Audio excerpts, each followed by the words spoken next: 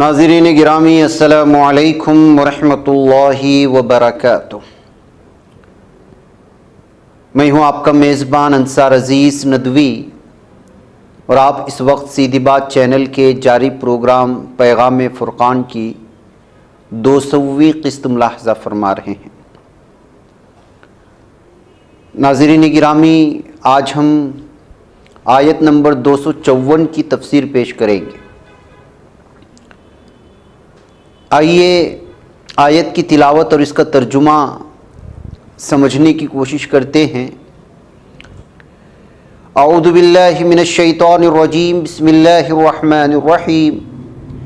یا ایہا الذین آمنوا انفقوا مما رزقناکم من قبل ان یأتی یوم لا بیع فیہ ولا خلہ ولا شفاعۃ والکافرون هم الظالمون۔ یعنی مسلمانوں، ہم نے مال و متاع سے جو کچھ تمہیں دے رکھا ہے اسے خرچ کیا کرو قبل اس کے کہ وہ دن آ جائے جس دن نہ تو خرید و فروخت ہو سکے گی اور نہ دوستی کام آئے گی اور نہ کہ سعی و سفارش ہی سے کام چلے گا۔ اور یاد رکھو، جو لوگ اس حقیقت سے منکر ہیں یقیناً یہی لوگ ہیں جو ظالم ہیں۔ یا ایہا الذین آمنوا انفقوا مما رزقناکم، یعنی اے ایمان والو، جو کچھ ہم نے تمہیں دے رکھا ہے اس میں سے خرچ کرو۔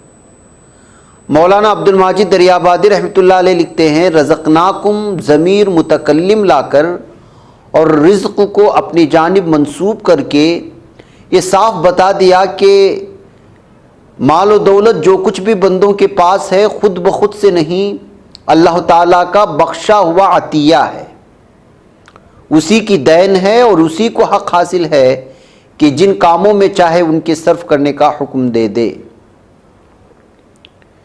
پھر آگے فرمایا گیا، من قبل ان یأتی یوم لا بیع فیہ ولا خلۃ ولا شفاعہ، یعنی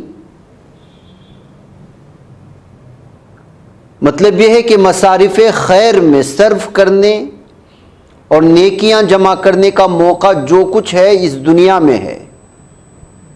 وقت کی قدر کرو اور فرصت عمر کو غنیمت جانو اور موت سے پہلے اپنے کھاتے میں اعمال خیر جمع کر لو۔ مرنے کے بعد قیامت میں نہ تو لین دین ہو سکے گا اور نہ ہی کسی کی دوستی اور سفارش ہی کام آئے گی۔ والکافرون هم الظالمون، یعنی جو لوگ اس حقیقت سے منکر ہیں تو وہی ظالم ہیں۔ قرآن حکیم کی روشنی میں ظالم وہ ہے جو حدود الہی کو توڑتے ہیں۔ اس سے پتہ چلتا ہے کہ اہل ایمان کو مخاطب کر کے یہ حقیقت ان کے ذہن نشین کی گئی ہے کہ یہ مال و دولت دنیا جو تمہیں حاصل ہے یہ سراسر اللہ تعالیٰ کی طرف سے عطا کردہ ہے، لہٰذا تم اس کی راہ میں اس مال سے کچھ خرچ کرو۔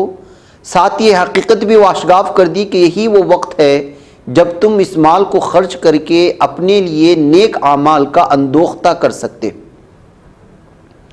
ورنہ کل ایک دن آنے والا ہے جب یہ مال و دولت تمہارے کچھ بھی کام نہیں آئے گا۔ جس طرح پانی بہتا ہوا ہو تو ایسا پانی ہی تر و تازہ رہتا ہے، اور یہی پانی جب کہیں ٹھہر جاتا ہے تو تعفن کا سبب بنتا ہے، اس میں بدبو پیدا ہوتی ہے اور صحت کے لیے ضرر رساں بن جاتا ہے۔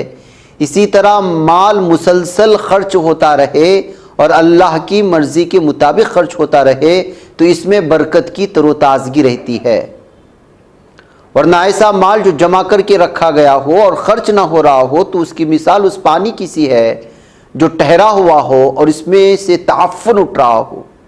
جمع شدہ مال میں سے خیر و برکت اٹھ جاتی ہے۔